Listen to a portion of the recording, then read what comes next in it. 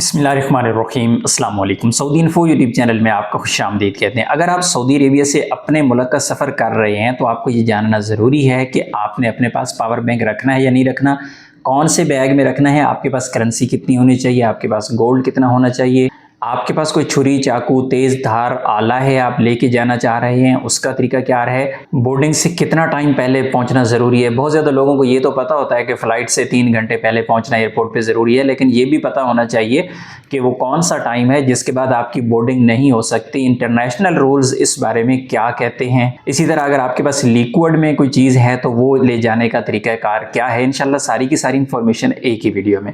तो सबसे पहले आगाज़ इस बात से करेंगे कि जो पावर बैंक का कानून है वो पहले से मौजूद है, लेकिन अभी एक लेटेस्ट अपडेट आई है, उसमें थोड़ी सी मज़ीद चेंजिंग कर दी गई है। पावर बैंक का ये है कि आप अपने लगेज में नहीं रख सकते, बड़े बैग में आप पावर बैंक को नहीं रख सकते, ये अलाउ नहीं है। पावर बैंक हमेशा आपकी हैंड कैरी में अलाउ होता है, आप अपनी हैंड कैरी में रख सकते हैं। ये पहले भी रख सकते थे, लेकिन अभी क्या किया गया है कि इसमें मज़ीद एक चेंजिंग की गई है। वो ये की गई है कि दौरान सफ़र आप पावर बैंक को चार्ज नहीं कर सकते, ये मना कर दिया गया है सख्ती से। अगर आप सफ़र कर रहे हैं, आपके पावर बैंक में चार्जिंग ख़त्म हो गई है तो आप प्लेन के अंदर चार्जिंग पोर्ट को इस्तेमाल नहीं कर सकते।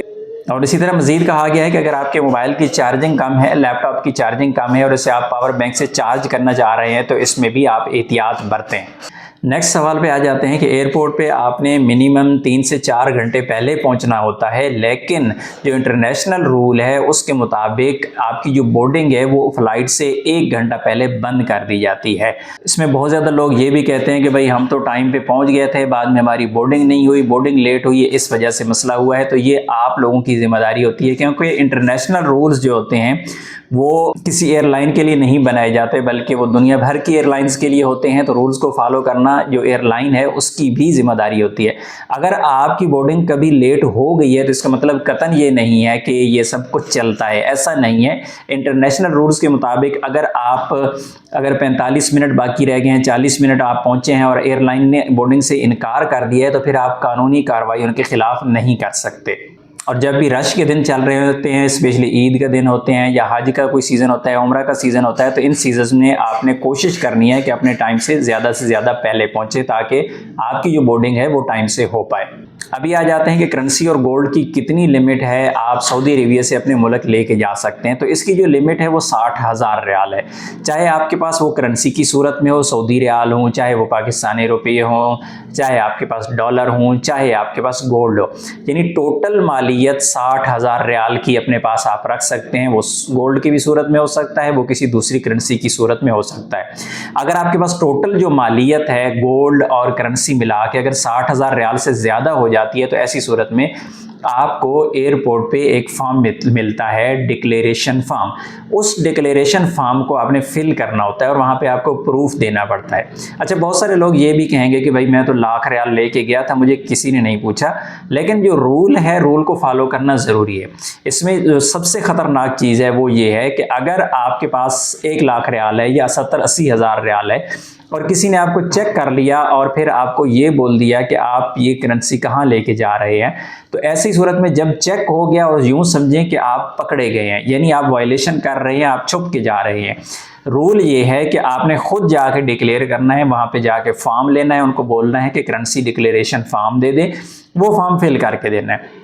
उसके बाद आपसे अगर ये पूछा जाता है कि ये आपने करेंसी कहाँ से ली है तो आप बता सकते हैं कि मैं कंपनी से फाइनल हिसाब मिला है, या फिर इतना अरसा मुझे सऊदी अरेबिया में काम करते हो गया है, मेरी ये जॉब है, मेरी ये सैलरी है और मैं इतने अरसा से पाकिस्तान पेमेंट ही नहीं भेज रहा था, तो वो जमा पूंजी मेरी है। यानी कोई इतना बड़ा मसला नहीं होता, लेकिन आपके पास कोई ना कोई प्रूफ होना चाहिए, तो वो ज़रूरी है डिक्लेरेशन फॉर्म अगर आपके पास 60,000 रियाल से ज़्यादा मालियत की करेंसी या गोल्ड है। नेक्स्ट सवाल पे आ जाते हैं कि अगर आपके पास कोई छुरी चाकू काटने वाली चीज़ तेज़ धार आला किसी भी किस्म का मौजूद है तो बिल्कुल आप सऊदी अरेबिया से अपने मुल्क लेके जा सकते हैं, लेकिन उसको बड़े बैग में रखना है, लगेज में रखना है।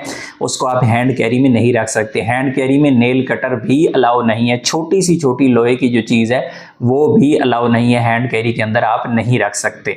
उसके बाद आ जाता है जो लिक्विड होते हैं, आपके पास परफ्यूम है या कोई और ऐसी मिलती जुलती चीज़ है जो लिक्विड शेप में है, तो ऐसी सूरत में वो हैंड कैरी के अंदर अलाउ नहीं है, जबकि लगेज के अंदर आप उसे रख सकते हैं।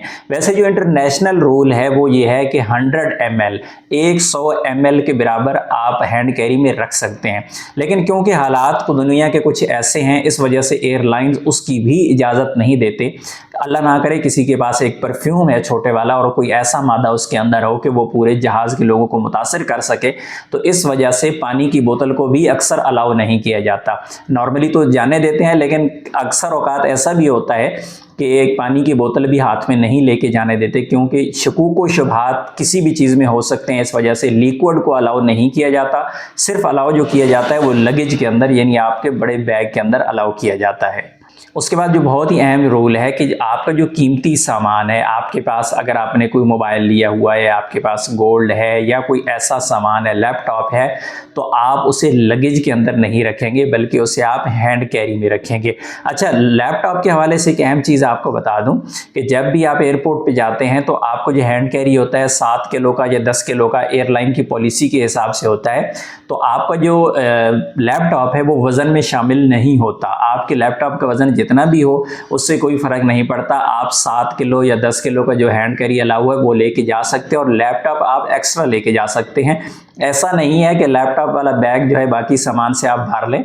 बैग के अंदर लैपटॉप, चार्जर और से रिलेटेड जो सामान है वो आप रख सकते हैं, लेकिन इससे ज़्यादा चीज़ें नहीं रख सकते। लैपटॉप बिल्कुल आपको फ्री होता है, वो लगेज में शामिल नहीं होता। और उसके बाद बहुत अहम और बहुत ही इम्पोर्टेंट पॉइंट कि आप दुनिया भर में कहीं भी सफ़र कर रहे हैं, कहीं से भी सफ़र कर रहे हैं, किसी का सामान अपने पास ना रखें, किसी अनजान शख्स से सामान ना पकड़ें, ना ही उसका सामान अपने पास रखें, ना किसी किस्म की आप जिम्मेदारी लें। मिलते हैं नेक्स्ट वीडियो में, तब तक के लिए इजाज़त दीजिए। अल्लाह हाफिज़।